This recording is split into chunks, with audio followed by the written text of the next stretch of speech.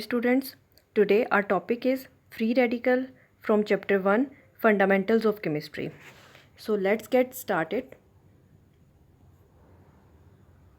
Free radical. Free radicals are atom or group of atoms. सबसे पहली बात जो याद करनी है वो क्या है कि ये एटम हो सकते हैं या ग्रुप ऑफ एटम्स हो सकते हैं possessing odd number of electrons. तीसरी चीज़ जो आपने जहन नशीन करनी है वो है odd number of electrons. Odd number का मतलब है अनपेयर्ड, ठीक है। एक एक है तो ये अनपेयर, जैसे आपके शूज़ हैं तो उसको आप कहते हो पेयर, जबकि एक जो है एक पाँव का उसको आप क्या कहोगे, unpaired shoes. Single, it is represented by putting a dot over the symbol of an element. Represent कैसे किया जाता है फ्री रेडिकल को? फ्री रेडिकल को रिप्रेजेंट किया जाता है सिंपली आपने क्या कर देना है, एक डॉट डाल देना है किसी भी सिंबल के ऊपर, ठीक है। तो केमिस्ट्री के अंदर जो आप कहते हैं ना एक डॉट भी, ये भी बहुत पर्पसफुल है, एक्स्ट्रा नहीं है ये, ठीक है। तो ये किस तरह से है, represented by symbol over the a dot over the symbol of an element. जिस तरह के सिंपल है, उसने कहा है कि आपने क्या करना है, कोई भी एलिमेंट का सिंबल लिखना है, उसके ऊपर जस्ट क्या डाल देना है, एक डॉट, जैसे कि ये। तो ये फ्री रेडिकल है हाइड्रोजन का।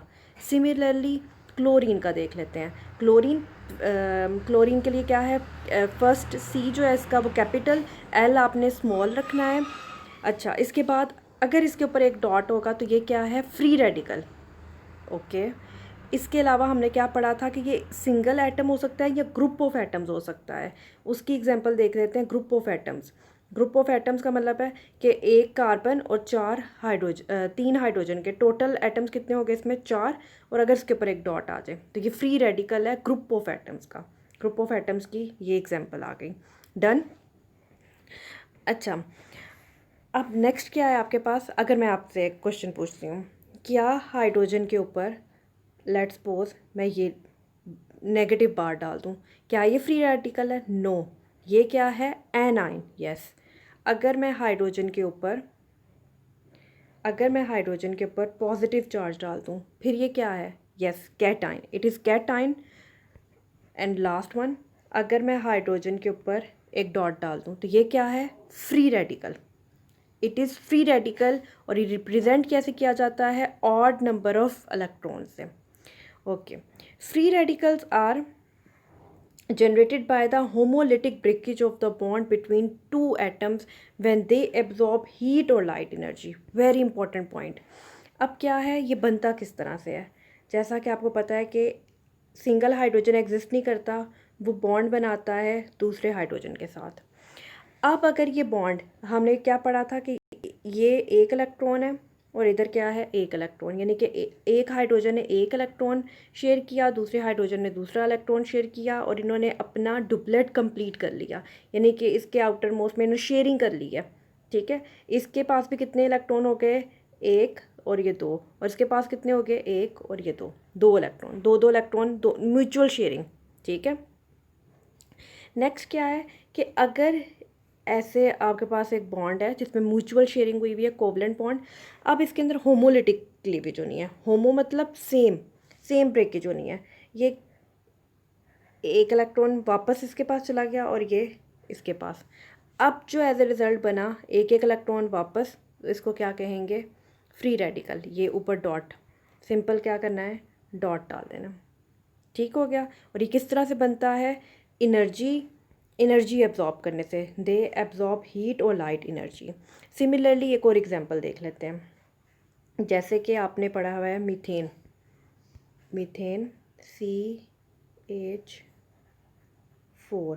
CH4 क्या होता है, मीथेन। अच्छा, अब क्या है, ये जो एक लाइन है ना, ये जो बॉन्ड है, ये कितने इलेक्ट्रॉन को रिप्रेजेंट कर रही है, तो एक दो, इधर भी, ओके, ये ठीक है।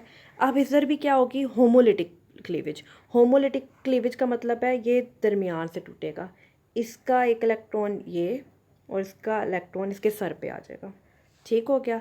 एज ए रिज़ल्ट क्या चीज़ बनी है, एज ए रिज़ल्ट बना है CH3, क्योंकि इसके पास क्या कितने रह गए हैं हाइड्रोजन, 1 2 3 CH3, और ये इसके सर पे जो एक इलेक्ट्रॉन आया है उसको आप लिख दोगे ये, और प्लस H डॉट। डन। तो ये क्या है, होमोलिटिक क्लीवेज, एक जैसी क्लीवेज हुई है। अच्छा, उसके बाद क्या है, a free radical is extremely reactive species, और ये बहुत ही ज़्यादा रिएक्टिव स्पीशी होती है। जैसे कि आपने आयंस का भी पढ़ा था कि वो जब चार्ज है तो वो रिएक्टिव स्पीशी है। इसी तरह फ्री रेडिकल, इसके पास ऑड नंबर ऑफ इलेक्ट्रॉन है, ये बहुत ही ज़्यादा रिएक्टिव होती है, as it has the tendency to complete its octet, जिसको कहा जाता है कार्सिनोजेनिक केमिकल्स। अगर आप उसकी भी बात करो, जो कैंसर कॉजिंग केमिकल्स हैं वो भी फ्री रेडिकल हैं। जब आपकी बॉडी में आते हैं तो वो जल्दी जल्दी रिएक्ट करते हैं, फ्री रेडिकल्स होते हैं।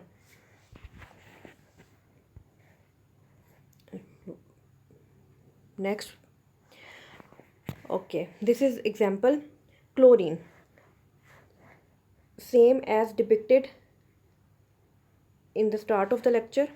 क्लोरीन, अगर मैं इस क्लोरीन के मॉलिक्यूल को खोल के लिखूं, ठीक है, ये क्लोरीन का मॉलिक्यूल है जिनके दरमियान में बॉन्ड है। अब होना क्या है, होमोलिटिक क्लीवेज। यस, यहाँ से क्लीवेज, ये जो है इसके पास इलेक्ट्रॉन चला गया और इसका इलेक्ट्रॉन इसके पास, ये क्या हो गई है, होमोलिटिक क्लीवेज। कितने क्लोरीन बने, 2, और दोनों के एक डॉट डाल दिया ऊपर, ठीक है, homolytic cleavage. Again same for CH4,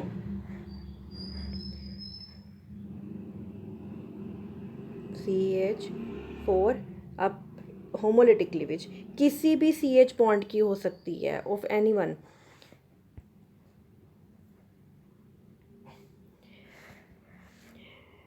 Do you know that most of the universe exists in the form of plasma, the fourth state of matter? Both the cationic and anionic molecular ions are present in it.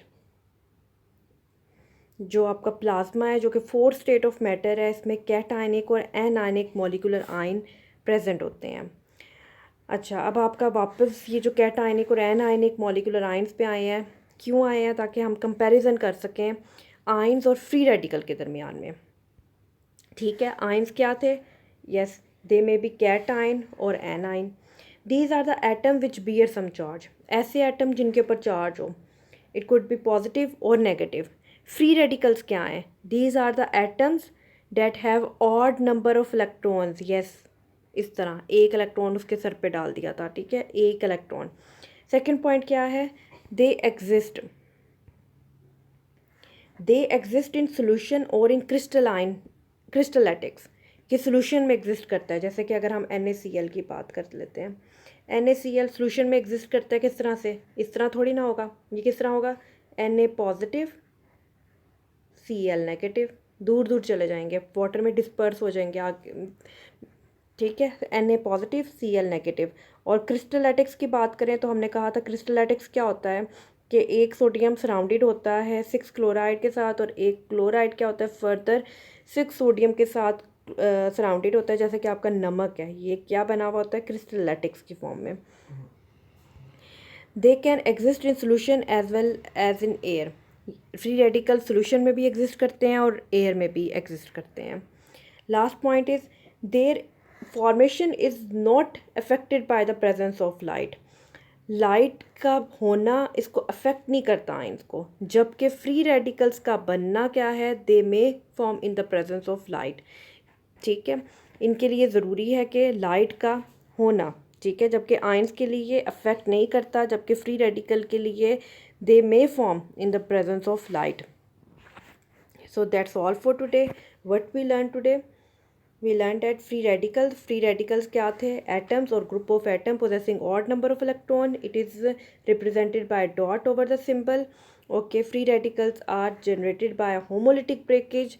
Okay, ये कैसे बनते हैं, जब ये absorb करते हैं heat और light energy, दोनों में से कोई भी एक चीज़ हो जाए, हीट और लाइट कंपल्सरी है, अगर लाइट नहीं तो हीट का होना कंपल्सरी है। उसके अलावा हमने यहाँ पे क्या देखा, होमोलिटिक क्लीवेज देखी कि एक एक इलेक्ट्रॉन जाएगा, होमोलिटिक क्लीवेज। उसके बाद हम आयंस की तरफ वापस आ रहे हैं, कैटायनिक और मॉलिक्यूलर आयंस की हमने बात की कि प्लाज्मा में एग्जिस्ट करते हैं। लास्ट हमारा क्या है, comparison, which is very important, comparison between ions and free radicals. So that's all for today, make your notes must be neat and clean. Thank you.